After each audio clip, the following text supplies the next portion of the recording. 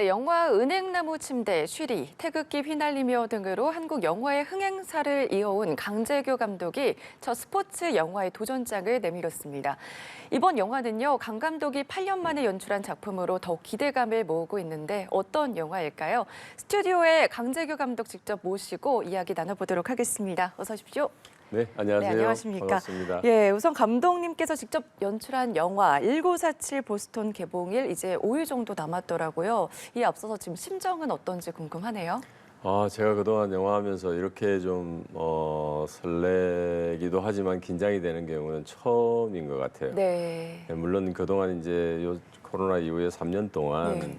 뭐 우리 영화계도 그리고 콘텐츠 업계도 굉장히 큰 변화들이 일어났기 때문에 거기다가 이제 특히 관객들의 어떤 관람 취향도 많이 바뀌어서 그런지 네. 긴장이 많이 됩니다. 긴장이 많이 되신다 이런 네. 말씀을 해주셨는데 특히 추석 연휴에 개봉되기를 간절히 원했다고 들었습니다. 개봉일이 지금 9월 27일이더라고요. 그 추석 연휴 첫날 개봉을 하게 된 거잖아요. 이를 좀 고집했던 이유는 뭐가 있을까요? 제 영화가 공교롭게 제 첫 번째 영화 이제 은행나무 침대, 네. 쉬리, 태극기 휘날리며 모두가 다 구정 때 개봉을 했어요. 네. 근데 제가 곰곰이 제 영화가 왜 이렇게 명절날에 개봉을 많이 했지라고 생각을 해보니까 주로 이제 가족들의 얘기, 가족들이 같이 보고 공감하고 이렇게 즐길 수 있는 영화들이었구나라는 생각이 들고 네. 1947 보스턴도 역시 그 연장선상에 있는 작품이 아닐까라는 생각이 들어서 아무래도 명절, 추석 명절에 개봉을 하면 좋겠다. 뭐 가족과 이런 함께 생각. 보기 굉장히 좋을 것 같은데 네네. 영화 1947 보스턴 영화 예고편을 제가 봤거든요. 근데 예고편만 봤는데도 불구하고 울컥한 거는 좀 처음입니다. 어떤 영화인지 좀 소개해 주실까요?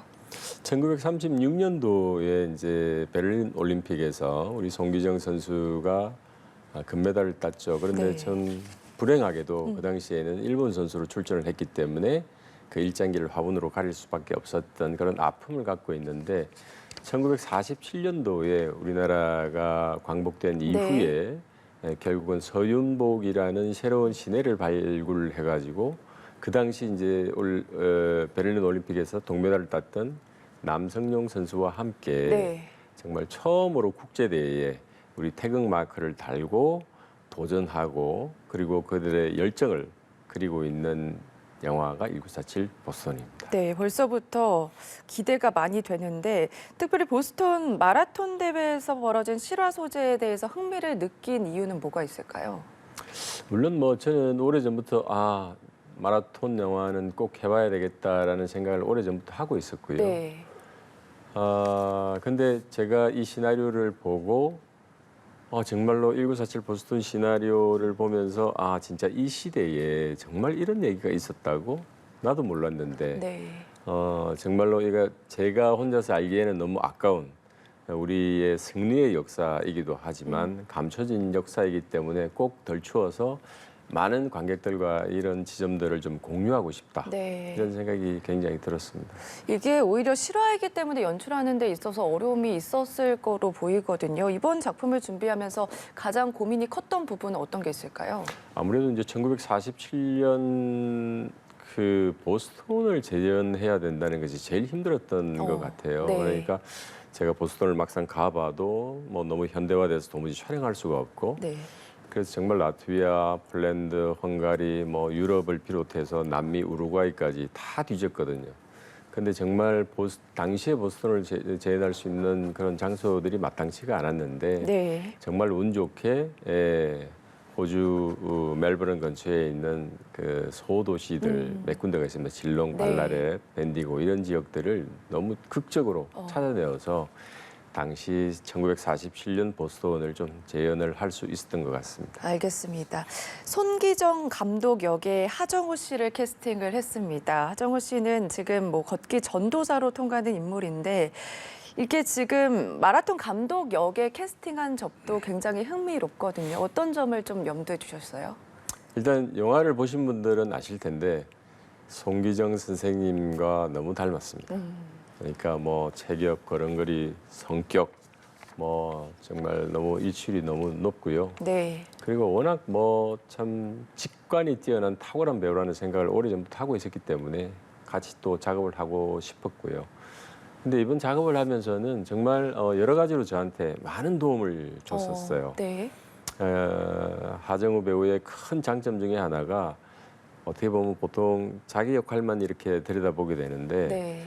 좀 작품 전체를 들여다보는 시선 그리고 인물과의 관계를 들여다보는 이러한 시선들이 결국은 드라마를 보는 시선이 굉장히 넓고 광폭합니다. 그래서 그런 것들이 저에게 큰 도움이 됐었어요. 네.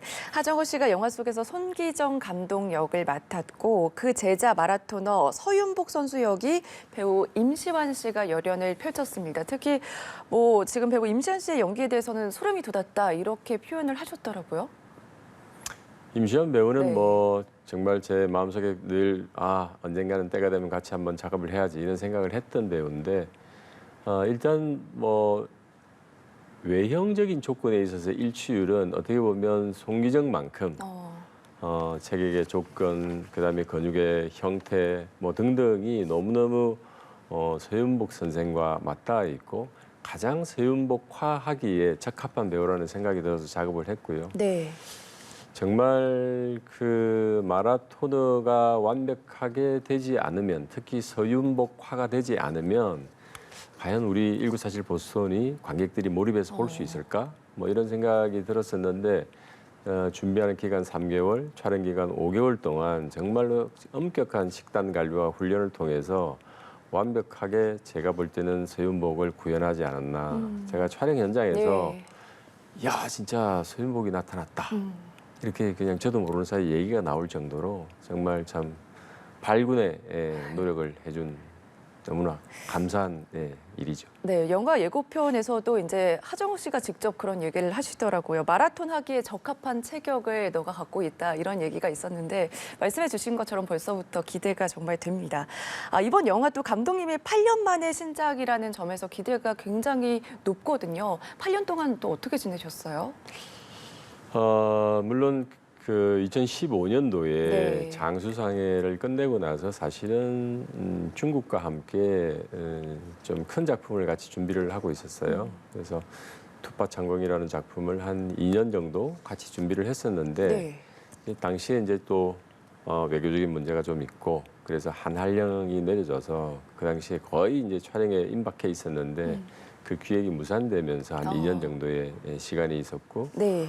그리고 나서 이제 1947 보스턴 시나리오를 받고 준비를 했는데 또 역시 코로나가 네, 와서 변수가 개봉이 있었죠. 한 2년 정도 연기되는 그럼에도 불구하고 사실은 2년이라는 시간이 저에게는 굉장히 어떻게 보면은 네. 전화위복의 시간이었고 그 시간들 때문에 네. 보통 감독들이 그 후반 작업의 시간들이 상대적으로 적기 때문에 항상 시간에 쫓기거든요. 그런데 사실은 저 같은 경우에 그 소중한 시간들이 네. 여러 차례 녹음, 편집 이런 것들을 반복해서 수정할 수 있는 값진 시간이었습니다. 네, 어떻게 보면 감독님께서 2년 동안의 시간이 굉장히 말씀해 주신 것처럼 뭐 뜻깊은 시간이 아니었나 이런 생각이 듭니다. 특히 올해가 강 감독께서 연출에 입문한 지 30주년이 되는 해더라고요. 그동안 정말 많은 작품들을 해오셨는데 특별히 기억에 남는 건 어떤 게 있을까요? 제가 생각만큼 뭐 영화 연출을 작품 수가 많지는 않습니다. 그런데 모두 다 뭐 저한테는 너무 소중한 영화들이죠. 그런데 아무래도 태극기 휘날리며가 특히 저나 저의 가족들의 어떤 정서, 네. 살아왔던 과정 이런 것들이 비교적 많이 녹아 있기 때문에 좀 더 각별한 애정이 있는 것 같습니다. 네, 공감대가 형성이 되는 작품들이 많았다 이런 생각이 드는데 특별히 기억에 남는 에피소드는 어떤 게 있을까요? 에피소드는 글쎄요, 막 이렇게 여러 가지가 떠오르는데 네. 은행나무 침대를 할 때는 그 당시에는 뭐 지금처럼 예매를 해서 영화를 보던 시기가 아니었기 때문에 아침에 오면 줄을 서는 어디까지 줄을 서는가에 따라서 그 영화가 얼마만큼 흥행을 하느냐를 결정짓던 시기였거든요. 네. 그때 명보극장 을지로에서 했는데 제가 아침에 버스에서 내려가지고 이렇게 오는데 퇴계로까지 줄을 서 있더라고요. 그런 풍광들이라든지 예. 또 그 당시에는 한국 영화들이 해외에서 아마 개봉을 하는 일들이 뭐 특별전 이런 것들은 있지만 정상적으로 배급이 되어서 극장에 개봉이 되는 경우들이 굉장히 드물었는데 네. 저희들이 그 당시에 홍콩에 한 30개관에서 정식 개봉을 하고 그래서 교민들이 정말 한국 영화가 간판이 네. 이렇게 홍콩에 붙는 것이 너무 감회가 새롭다 뭐 그런 것들도 생각이 나고요. 네, 알겠습니다. 영화계에서는 아무래도 대선배나 다름이 없을 것 같은데 후배들을 위해서도 열심히 도와주고 계신다고 들었거든요. 구체적으로 어떤 역할을 하려고 노력 중이세요?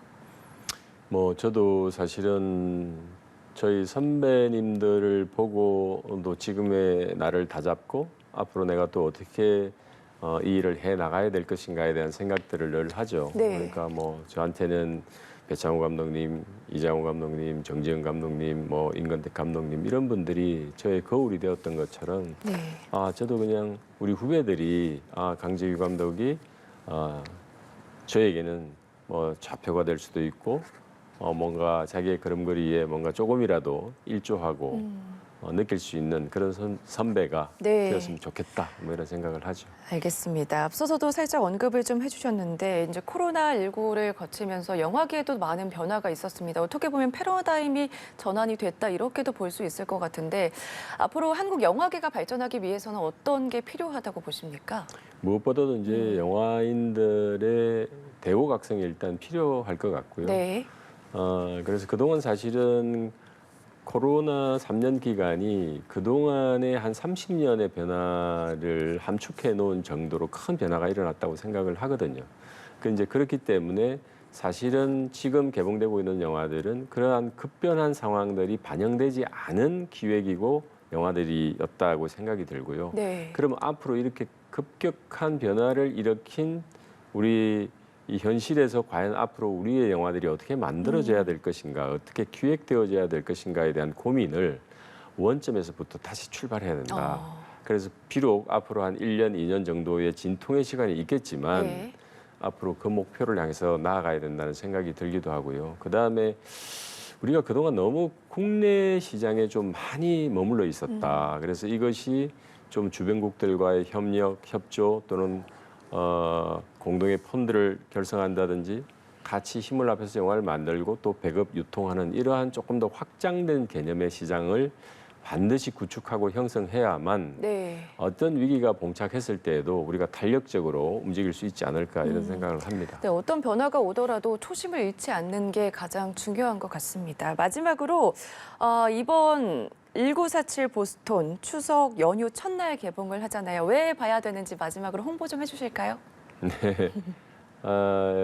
1947 보스턴은 어떻게 보면은 우리가 꼭 알아야 되지만 감춰져 있었던 그리고 우리가 모르고 있었던 그런 소중한 승리의 역사를 다루고 있는 작품입니다. 그래서 우리 가족분들과 우리 같이 나오셔서 극장에 나오셔서 그 시대의 송기정, 남성용, 서윤복 선생들이 정말 그런 어려운 여건과 환경 속에서도 꿈과 용기를 잃지 않고 정말 도전하고 열정을 가지고 저희들에게 뜨거운 감동을 준 정말로 감동적인 스토리이기 때문에 꼭 극장에서 확인해 주셨으면 좋겠습니다. 네, 알겠습니다. 1947 보스톤 9월 27일에 개봉을 하니까요. 많은 분들 관심 부탁드리겠습니다. 네, 지금까지 강재규 감독과 이야기 나눠봤습니다. 고맙습니다. 네, 감사합니다.